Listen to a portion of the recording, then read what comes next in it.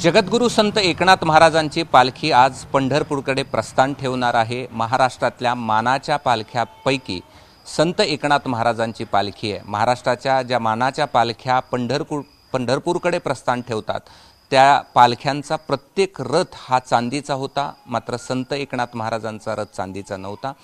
लोकवर्गणीतून या वर्षीपासून संत एकनाथ महाराजांच्या ज्या पादुका पंढरपूरकडे प्रस्थान ठेवतील त्या या चांदीच्या रथातून या ठिकाणी ठेवतील आणि 120 किलो चांदीचा वापर करून हा रथ या ठिकाणी तयार करण्यात आला। यासाठी लोकवर्गणी करण्यात आली आणि लोकांच्या सहभागातून यावर्षी नाथांच्या पादुकांचं प्रस्थान या चांदीच्या रथातून या ठिकाणी होणार आहे आणि अतिशय सुंदर असं नक्षीकाम या ठिकाणी करण्यात आलेलं आहे आणि हा चांदीचा रथ या ठिकाणी तयार करण्यात आलेला आहे आणि याच रथातून आज या पादुका पंढरपूरकडे रवाना होतील आणि ही खरं तर पैठणवासीच नाही तर या वारीमध्ये प्रत्येक जण जो सहभागी होतो त्यासाठी अभिमानाची बाब आहे।